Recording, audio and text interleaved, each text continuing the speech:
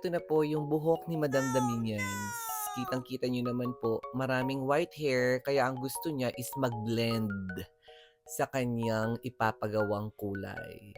Pero, ayan, nagkanda putol-putol po yung kanyang buhok dahil nga sa bleach yan, sa pagkaka-highlight sa kanya. At medyo fragile na po yung buhok ni Madam. It means marupok-rupok na po talaga. Singrupok ng pihi kang puso mong nanunood ka ngayon. Kaya mga Madam Daminians, 41 days video gagawa po tayo ng hair color plus Brazilian Botox sa dry hair. Bakit po hindi natin tinreatment ng pangmalakasang treatment using may mga 60 to 80% straightening? Kasi depende po talaga yan sa mga madamdamin yan. Kagaya po ni Madam Damin, so ipapakita ko muna yung gawa namin dito.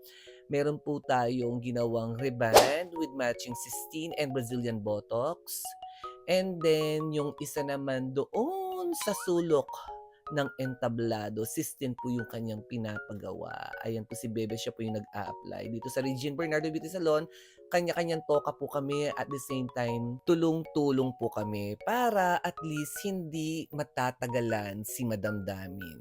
At take note, meron po tayong technique dito sa pagkukulay. When it comes sa coloring, ayan, kailangan na kailangan po natin yung band protector. Kagaya po ng RB Flex po namin, 2 patak para sa pagkukulay sa buhok ni Madam Daminians. Yung binablog po natin ngayon, yung kakagaling pa lang po sa US. May jet lag pa yan ha, pero kaagad-agad nagpagawa na siya dito. So, ang nagkukulay po dyan ay si Lot De Leon. Siya yung nagkulay kay Madam Damin at ang ginawa namin kulay sa kanya is nag-tone down color lang po kami kasi ayaw na po niya yung mga highlights niyang malaminions ang datingan. So, go back to our question. Sabi kasi ni Madam Damin, iniipit lang niya. Iniipit lang niya kaya sayang lang yung 60 to 80%. Kaya okay na yung Brazilian Botox. And habang Wow! nakatiwangwang po yung buhok ng ating tatlong madamdaminians, kaming tatlong senior dito sa Regine Bernardo Beauty Salon ay kakain na muna. Ayan po si Abril, si Lotlot, and syempre ako. Manganta na po mga madamdamin dahil pinandit, dapulpul na kayo po ka rin buwak-buwak. So after po namin kumain, diretso na po tayo sa trabaho. Pinashampoo na po natin yung kinulay ni Lotlot. And yun na nga, ayaw ni Madam Dami ng super pit-pit na pit-pit. Ang gusto lang po niya is makulayan po at maalis na po yung mga pagka-yellowish color niya. At the same time, gusto rin po niyang matikman ang aking kamay-kamayan sa paggugupit. Pina-blow dry muna natin at least 40% kay Jopay ang buhok ni Madam Damin using our RB Blow Dry. Ayan, available na po yan sa ating showcase. Dito rin po sa Regine Bernardo Beauty Salon. Pwede po kayong mag-direct kung gusto nyo pong bumili ng mga products po natin, pati na rin po yung mga blow dry and plancha. Ang paglalagay naman po ng Brazilian Botox is pwede po ito once a month treatment pang DIY. Si Jopay na rin pong naglagay. Huwag pong isagad sa anit. At sa puntong ito, medyo dumadami na po yung mga damdaminians sa Regine Bernardo Beauty Salon. So, ibabad lamang po natin to ng 30 minutes. After 30 minutes, patuyuin. And then, yun na. Plansyahin ng kaunti. So, dahil ayaw po ng pitpit na pitpit ni Madam Damin, and ako na rin po yung magpa-plansya sa kanya. Gusto lamang po niya talaga is pa-volume. And sobrang nipis talaga ng buhok ni Madam Damin. Kaya naman po, ako na rin po yung mismong nagplansya sa buhok ni Madam dahil nga medyo fragile na. To the point na puputok-putok na ito. Kaya kailangan dahan-dahan lamang po sa pagpa-plansya. Ayan po. Using U-Lady Hair Iron, hindi pwedeng gumamit ng plansyang titanium or sobrang init yung bunganga ng plancha kasi iinit yung ulo ni Madam Damin kapag nakitang nasunog ang buhok niya. Kaya sa mga kapwa hairdresser ko dyan, kailangan mag-invest po tayong mga plancha, may mga pangmahina, may mga pangmalakasan, at meron din pong pwede sa lahat. Kagaya po ng U-Lady Hair Iron. Matagal ko na pong gamit ito. Lalo na nung nakikipagtrabaho pa po ako sa Trixie Salon, kay Mama Trixie, favorite ko talaga yung You Lady Hair Iron. Actually, meron pa akong gamit dito na doon ko pa ginagamit. Binili ko pa way back 2010.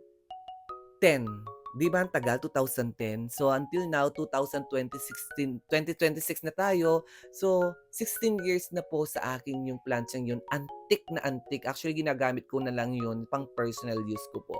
Nasa tahanan ko po. So kitang-kita nyo naman po mga madamdamin. Ayan po. 'Di ba? Mabagsik po yung pagkaka-highlight sa buhok ni Madam Damin. Kaya naman dahan-dahan po tayong nagpaplantsa sa buhok niya. Kaya Brazilian Botox din po yung inoffer kong treatment sa kanya. Kasi kung mag-offer po akong other treatments like yung meron pong mga 60 to 80% straightening like 16 or protein straight band, dahil parang wala tayong ginawa sa kulay niya. Mababakbak at babalik po sa dating yellowish. O kaya naman, parang to the point na nag-ash blonde po siya. Yes, nakakabakbak po ng mga kulay yung mga treatment na meron pong 60 to 80% straightening. Kaya depende po talaga sa client kung ano po yung ipapagawa niyang treatment at depende rin po sa buhok ni client. Kaya number one talaga sa salon kapag pumasok po yung mga client natin is assessment muna bago po natin gawin para at least masabi po natin kung ano lamang po yung pwedeng gawin sa buhok ni client. So magugupit na po tayo mga madamdamin. Ayan, may mga nagre-request sa atin kung paano po tayo naggugupit, nagso-soft layered at nagka-curtain bangs. Pero sa puntong ito, mga madamdamin, soft layered lamang po yung gugupitin po natin. May mga nagtatanong kung paano daw po ako naggugupit ng soft layered, kaya panoorin nyo na po itong ginagawa ko. Hindi ko na po pinakat ito sa video, kaya panoorin nyo na po. Pero dun banda sa harap, pinakat ko na po dahil sobrang haba na po. Kaya habang naggugupit po tayo, at the same time pinaplansyahin ko po yung buhok ni Madam Damin kasi nga mayroon pong Brazilian Botox yung kanyang buhok para pumasok po yung treatment sa buhok ni Madam Damin para malesen po yung dryness niya dahil nga nabugbog po siya sa highlights. Ayan, panoorin niyo po kung paano po ako maggupit. Pa-slant po yan. At the same time, may mga texturing haircut. Sa susunod na vlog po natin, gagawa po talaga tayo. Focus lamang po tayo sa paggugupit. So, i-comment nyo lamang po kung ano yung gusto nyo pong ipagawang gupit dito sa videong ito. Malay mo, ikaw ang mabunot, di ba? Na gagawin at gagampanin ko sa iyong request. At sa mga kapwa hairdresser ko na nagsisimula pa lamang po dito sa larangan at sa industriya bilang salonista, ang mapapayo ko lamang po sa inyo is magtiyaga, mag-aral, magsaliksik, at etong pinaka-importante, mahalin mo ang ginagawa mo. Kasi magbubunga at magbubunga rin yung mga sakripisyong ginagawa mo at pinagdaanan mo. Hindi biro-biro ang pagkakaroon ng business, lalo na kapag salon business. Then hahawak ka pa ng maraming tao. Maraming mga pagsubok, marami din pong mga true ups and downs between you and your mga sinasakupan, yung mga katrabaho mo. Kaya lawakan mo ang iyong pangunawa. At kailangan meron kang puso. Puso na may boundaries, gano'n. Ayan na, tapos na po tayong maggupit. And eto na po yung kanyang kinalabasan. Kitang-kita niyo naman po, ayan po yung after niya. At eto naman po yung before, ayan, tuwang-tuwa si Madam Damin sa atin kasi habang ginugupitan ko siya dyan, pinagkakanta ko po siya. Kaya natutuwa siya sa atin. Dahil nga, hindi siya nainip, ayan no, tawang-tawa siya. Paano naman, kinantahan ko siya ng, Ikakasyal ka na, iwan na akong nag-iisa. Jesha Shargosa. So hanggang dito na lang mga madamdamin. PM na lang po kayo sa ating FB page para sa mga magpapa-appointment.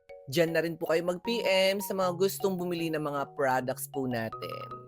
So ito na po yung kanyang before and after. Maraming salamat po Madam Daminians. God bless po sa inyo at napakabait niyo po Madam. Loves it! Woo!